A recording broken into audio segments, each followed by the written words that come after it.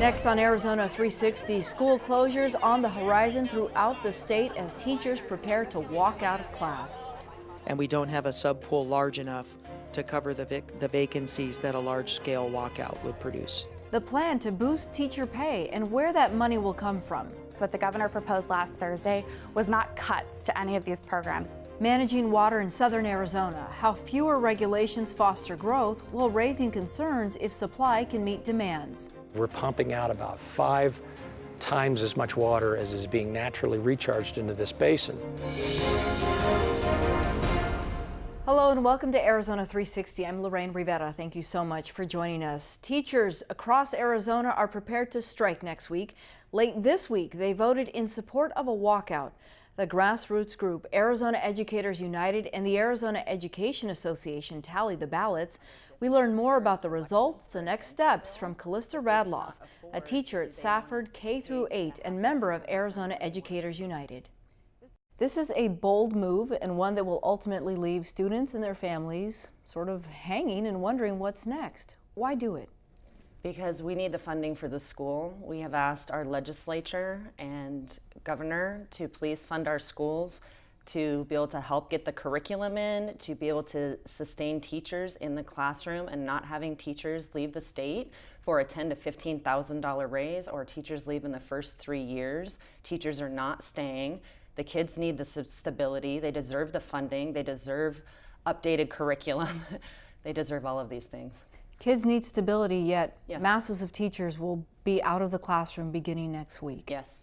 Does that challenge what the principles behind being in the classroom and working with kids? No, I don't believe so. I believe that the parents, all of the parents that I've spoken with, are very supportive when they actually realize that they do not have certified teachers in their classroom. We have over 3,000 of them in the state. There's 2,000 openings. When teachers don't show up because we cannot get substitutes in the classroom, the children are often split and just put in another teacher's classroom. And I don't think parents are aware of this. If parents would have this information, like all of the parents I've spoken to, they would be extremely supportive. When the demands were initially made, it was 20% raise. Yes. The governor said, I can't do that now, but I can do this. And then, well, here's a plan for the next couple of years. Yes. Why wasn't that enough? It's not a guaranteed. Nobody knows where that money is coming from. We know a little bit about where that money is coming from. Teachers are not comfortable with taking from disabled and from veterans. That money is not sustainable. Not only that, but he cannot guarantee the 5% and 5%. We need compensation for these teachers to stay teaching and stay in Arizona and be able to draw the very best teachers in this state for all of our students. Earlier you said this is heartbreaking for you because you know that it will impact your students. Yeah. But this is worth it for you. Yes. This is a fight for our students. This is a fight because we love our students. And I know that even on my personal Facebook page, the parents that are on my page are fully supportive of this. It can be stopped by the governor. This really is his choice. And if he chooses not to, then every educator in the state will go to fight for our kids. This is obviously an emotional issue, but it's also financial for you personally as teachers. Many of you do not know if you'll get another paycheck. You have certain contract days you have to fulfill that you signed early on in the year. Yes. Are all of you prepared for those repercussions? I can speak for myself, and I absolutely am. If it needs to be extended, I want the kids to have instructional days. I will be there for them. This is not to take away from our students. This is to absolutely give to them. And it's to get compensation for all the teachers. Teachers leaving to go to another state for a $10,000 to $15,000 raise, or having to leave teaching because they can't afford to be able to be a teacher is, I don't even know the word for it. You know, I know we have a lot of single moms at my school currently, and I know that I have teachers at my school that have families that are married that are living with their parents. I've spoken to teachers at other districts that are in collections for a dental bill that they cannot afford. Do they want to pay to have their dental work done, or they want to pay their rent? There are likely high school seniors who are watching this unfold and wondering what becomes of my very near future. What do you tell them? Stand strong, call the governor. They're becoming of legal voting age themselves if they are not already. They have a vote, they have a voice. This new generation has been very active in expressing their voice, and I thank them for their patience and their time for fighting for all of the students that are coming up behind them. A walkout was not what you had wanted to do, what the intention was. Did it have to be done? Is this a long time coming? I think yes. I mean, 78% of educators voted in support of, because this is where people feel like we're at to have to get things done. Earlier this week, the superintendent of Tucson's largest school district spoke about how the Tucson Unified School District would manage a walkout. Here's Superintendent Gabriel Trujillo with his contingency plan.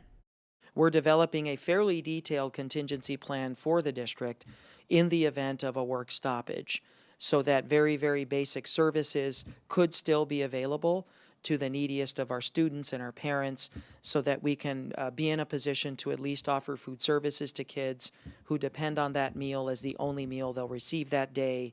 So we'll still have some transportation routes running that could still get kids to school for meals and things like that, basic services. We do not have that many people in our bank of substitutes, and it's not any part of our contingency plan. We don't have the capacity, and we don't have a subpool large enough to cover the vacancies that a large-scale walkout would produce. We're very supportive of our teachers. We're very supportive of the Red for Ed's overall goals for increasing support for public education. Our goal and my belief is that this is not a confrontation. The Red for Ed movement and our teachers have been wonderful. They've exhibited great leadership in this movement, and certainly we don't view any of their actions as anti-Tucson Unified School District. The same night the results of that vote came down, a statement from Governor Doug Ducey said in part that no one wants to see teachers strike and that he's committed to getting teachers a raise. This week we learned more about how he plans to fund his proposed 19% raise for teachers by 2020. We begin by breaking down the 9% raise for next school year, which will cost $240 million. The two additional 5% raises in the following years equal a combined $342 million, bringing the total cost of the teacher pay raises to more than $580 million. At the legislature, the nonpartisan committee that keeps an eye on Arizona's revenue estimates the state will pull less revenue than the governor's office projects over the next few years. Prior to the teacher walkout announcement, we asked Governor Ducey's Deputy Chief of Staff for Budget and Policy, Gretchen Conger, how the state will pay for this plan. She spoke to us from Phoenix. We're essentially funding this via three separate buckets. The first bucket is the increased revenues as a result of the economic growth. One of the benefits of that is that when people are doing better, when more people have jobs, when unemployment is down, fewer people are relying on government assistance. So we've got the economic bucket, we've got the caseload bucket, and in addition, where the governor has a number of priorities that he's willing to put on hold because he believes the most important people at this point are the teachers in front of the classroom. The best way to improve outcomes for our education systems is via our teachers, and they've earned this pay raise. Just this week, the news out of Phoenix was that there's a 4% revenue growth, so there are certainly more dollars flowing in. But there's also word that some money could be removed from higher education to eventually pay for teacher raises. What we came up with, what the governor proposed last Thursday, was not cuts to any of these programs. It wasn't cuts to Medicaid. It's not cuts to higher education. It's investments in our teachers and our K-12 system that are paid for by, as I mentioned, either a reduction in caseload on the Medicaid side, or as it relates to higher education, we're having conversations with the legislature as we speak about where we can invest additional dollars while still making sure that we fund the governor's 20 by 2020 teacher pay raise and the restoration of recession-era cuts that fund schools generally. So right now we're looking at essentially 10%, 1% that was already there, another 9% this year. What if Governor Ducey isn't in office next year or the year after that? Do those 5% raises each year still hold water? Oh, we absolutely believe so. The governor is advocating that these dollars be put into what we refer to as the base. It's a portion of the education formula. It's inflated, it's ongoing. We believe it's protected. In the future, no matter who the governor is or who the legislature is, there would be a very public process as it relates to the continuation of those. But the way we've set this up to put it in the base, it's ongoing, it's permanent, it's inflated. What if we hit another recession or we go back to 2008? Will there be money in the budget that's a contingency for teacher raises? What you have from the governor is a commitment that while he's in office and while this is the top priority, those are going to be protected dollars. We're not going to be looking to cut those in future years. Of course, we make adjustments every year.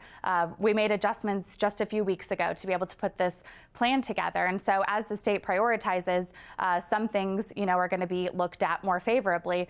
But we really believe that the growth of the state is sustainable. Among the demands that teachers had been making over the last few weeks were raises for support staff, bus drivers, cafeteria workers, secretaries. Will those individuals see a pay raise in this plan? Again, that's the beauty of the governor's teacher pay plan, is that it specifically sets aside the dollars for the 20% teacher pay raise for obviously the teachers.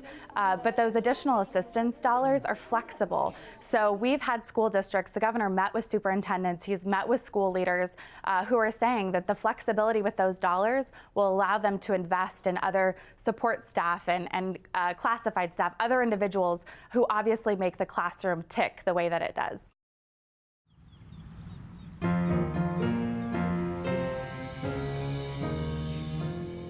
Women who choose an abortion spend time with their doctor answering questions, learning about alternatives and risks.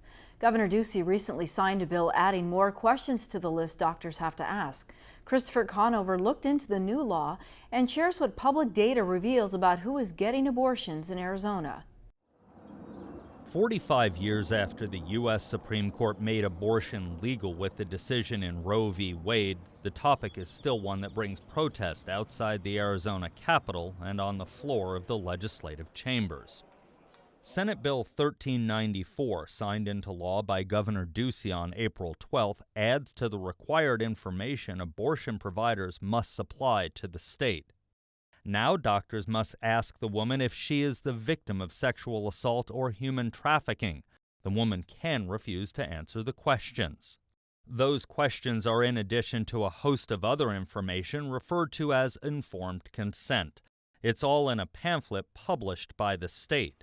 That information which the woman must be told before the procedure includes the medical risks, alternatives, the probable age of the unborn child, the physical characteristics of the fetus, the pre- and postnatal care options, and the availability of adoption and other services. The woman then must sign that she received that information. The information, however, is not the first step. She would get an ultrasound to verify that she's pregnant, and then there's also a 24-hour waiting period for women that do decide to get abortions. State law requires the woman get the opportunity to see the ultrasound and even get a photo of it if she wants. Also, the 24-hour waiting period is a minimum. Plus the scheduling, so someone can either wait 3 days up to their abortion appointment, and then it's another ultrasound. And only one person can give that information and ask the questions. Only provided by the doctor, so not a nurse can give out the questionnaire. It can only be done by a doctor. The information collected by the doctor is then sent to the Arizona Department of Health Services and goes into an annual report on abortions in Arizona. Arizona began collecting data on abortions in 2011. It shows that for the last 12 years, the number of abortions has stayed relatively static. Last year, about 13,000 abortions were reported in the state. A slight uptick occurred when the new reporting requirements went into effect. At the same time, the birth rate in the state has also been fairly static, but dropped slightly. In 2016, Arizona women between the ages of 20 and 34 had the most abortions. In the U.S. as a whole, the number of abortions peaked in the mid-1980s and has shown a steady decline since. In southern Arizona, an abortion costs between $500 and $1,000.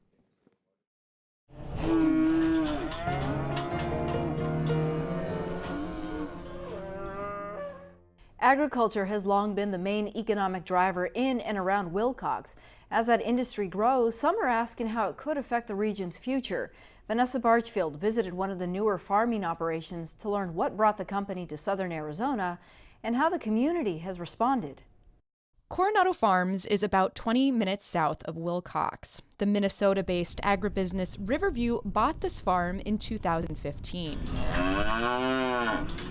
At our Coronado site, our primary focus is heifer development. So we get every 90-day-old heifer that's born in the Riverview system comes to this site at 90 days old. They stay here and they grow up. Riverview also grows corn and grain here and milks 7,500 cows twice a day.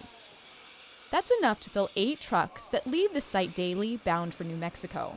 The company also has operations in Minnesota, South Dakota, and Nebraska. What was it that attracted Riverview here to southern Arizona? The climate. I mean, the same thing that brings winter visitors is the same thing that brought Riverview here. We can raise these heifers for half the cost down here. The climate is just awesome. I mean, who wouldn't want to grow up in Wilcox? That good weather has drawn farmers to this area for decades, as has the cheap land and virtually free water. The only cost on water here is the price of putting in a pump and powering it. While Tucson and Phoenix get most of their water from the Colorado River, this part of the state relies entirely on groundwater, and its extraction is unregulated, says hydrologist Laurel Locker. The person who drills the deepest and pumps the hardest gets the most water. The Wilcox Basin covers just under 2,000 square miles, and it's a closed basin. What does that mean? Locker says it helps to think of it like a big underground bowl of water, and the wells act like straws. Eventually, the wells and the many, many hundreds of wells that are in the Wilcox Basin are all sucking from the same bowl of water and eventually working together to help drain that bowl. Similar to as if you were just, drinking a glass of water with a straw and you sucked it dry. A few years ago, some residents with shorter straws started having problems. Their domestic wells were going dry. A group of people organized to ask the state to intervene. Legislators and the Department of Water Resources held a series of meetings in the area, including this one in 2014. Water is really the most important issue. We're here to talk about water. The push to regulate groundwater use here ultimately failed. Peggy Judd, who represents the area on the Cochise County Board of Supervisors, says though it was residents who at first were calling on the state to intervene, as a whole, the community is fairly regulation averse. I think our will is to go on like it is and to take our chances. And then also we pray for rain. The groundwater depletion in Wilcox Basin is extreme already. We're pumping out about 5 times as much water as is being naturally recharged into this basin. Rod Keeling, who owns a vineyard in the area, says he hasn't been too affected yet. But other farmers, like Alan Robbs, have seen the water level in their wells drop. Robbs is a second-generation pistachio farmer in Wilcox. He says his wells have dropped about 25 feet since he joined his father in the business in the 90s. That's about a foot a year that he's seen his water drop. But I know that there's some areas south of us, around where the dairy is now, that it dropped 35 to 70 foot deep on some of their wells. Hydrologist Laurel Locker says some farmers have responded to the drop in groundwater levels by emphasizing conservation. In some cases, farmers have transitioned from high volume water using crops like alfalfa to lower water using crops, more like grapes. And the area is good for grapes, says Rod Keeling. He and his wife bought their ranch at the base of the Chiricahua Mountains in 2000, and their Keeling Schaefer Vineyards has been in business for about a decade. Keeling says the wine industry is one of the answers to the area's troubles. It uses less than any other crop that's here right now, and it's a permanent crop. It's like the trees. It's like the pecan trees or the pistachio trees. It's also very high value. So if my brother grows an acre of cotton and I grow an acre of grapes, my grapes are worth about between 12 and 25 times more money per acre than that cotton is. And he uses 7 acre feet, which is basically 7 feet of water on top of the ground for the entire year, and we use about 8 inches. And to put that in perspective, back at the Coronado Dairy Farm, Mariah White says the operation uses about 3.5 feet of water per acre each year. The company will break ground on a second farm about 10 miles south of Coronado in September, with operations slated to begin a year later. White says some of the community responded with some trepidation when Riverview entered. Initially, and even for me as a community member, I'm like, that big dairy's coming in, and what's going on? And but as people come and they get to know us, and we're very welcoming. We welcome people to come to our sites. We want you to come and see what we're doing because we feel we're doing the right thing, or at least trying to do the right thing. And if you have concerns, we want to hear about it. White says she understands the concerns about groundwater, but she says the fact that Riverview is here and growing is evidence that they believe there is a sustainable source of groundwater in the basin. We don't come in for the short term. That is not a Riverview style thing. We're not here for 5 years. We're not here for 10 years. We're here for 100 years. We want to make sure that we can make this valley work for us as long as possible. Just in case, though, the wells that Riverview is drilling are deep. Their shallower wells go down 700 feet. More recently, they've been drilling 1,500 feet below the ground. And drilling to that depth can cost more than $100,000 just to build. Alan Robbs, the pistachio farmer up the road, says that would be impossible for the average Wilcox farmer to afford. He says he'd like to see the larger water users be charged for their usage. It seems to me like if they could use that money instead of putting it into a big bureaucracy, maybe they could put it into kind of a fund to help people who have lost their water wells, to help them get water.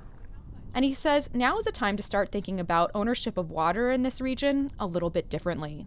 Even though you think that when you buy a piece of property, the water under your property is, yours, but it's actually in a closed basin. We have to kind of look at it as community property, I think.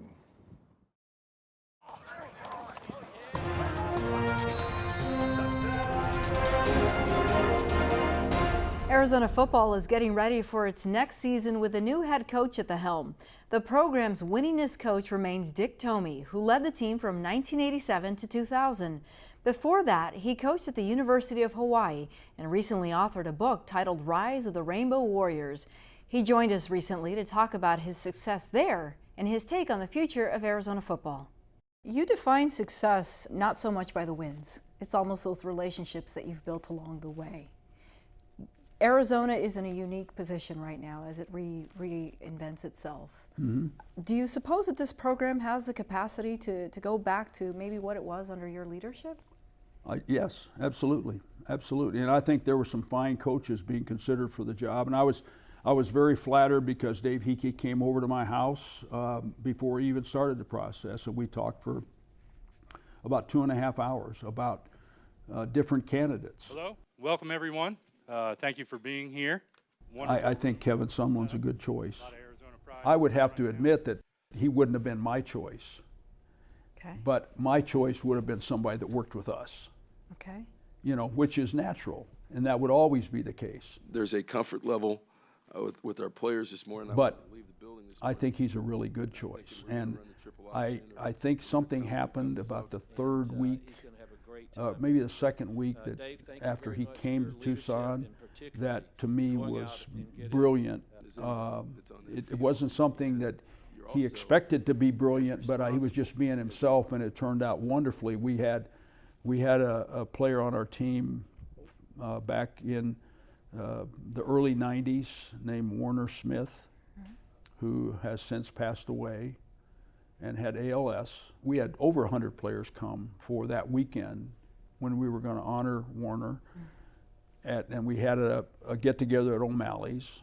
And about 10 minutes after I got there, in walks Kevin Sumlin by himself. Now, I don't know many Power 5 coaches that would not come down there with an entourage of people to kind of lead them around and introduce them to people, because he knew no one. I knew him, but not very well. And Kevin came by himself. And I've told him since then that took a lot of confidence, it took a lot of courage. It also took somebody that wanted to reach out to the former players. And I believe that the strength of this program are those guys. I mean, we've got those guys all over coaching, doing a great job. The community's been, it's been great. Tucson's been great. I can't tell you how many It's just how many people, the first thing they say is welcome to Tucson, but I know that I'm undefeated right now, so that's probably has a little bit to do with it. Fair to say Arizona football has a legacy here in this community. Right. Do you see it developing under new leadership now with the university president, new athletic director, and new coach? Well, I think they all have a chance to do something together, and I think Dr. Robbins to me seems like I've not met him. I've not talked to him often. I've met him one time for any length of time at a game, and we went down at halftime where some of our past players were being honored. He was fabulous, and you could just see that he had a special ability to relate, again, to connect with people. And I think he's made some outstanding decisions since he's been in charge. And I think Dave Hickey has shown strong capabilities as well. Maintaining that balance between academics and athletics. You know, on the way in we were chatting about the money for funding education. And I think university athletics are often under the microscope when it comes to how much money we put into these programs. Right. Is that something that's fair to people from the outside to be looking in at? The players have to be educated, and the program has to value the character with the players. I mean, you have to have strict discipline. You have to have, the guys have to go to class, they have to work hard, they have to produce academically, they have to be the right people. If they get in trouble with the law or they do something that's really dumb out in the community, they need to be penalized for it. Some people need to be dropped from the squad. I mean, I think you have to have that. You have to be willing to do that. And we did that, and you know, I regret a couple of things I did in that area as a young coach, but I think for the most part, we were very strict with our guys because we knew that the important part of this game and playing this game well was to be highly disciplined. Khalil Saint's pass complete to number 19, Sean Poindexter. Building a team is one of the most exciting things in all of coaching, much more so in football than any other sport because there's more people. There's more people on your staff, there's more people that play the game, and so putting together something special as a coach is very, very exciting, particularly in football. They're down, Wildcats.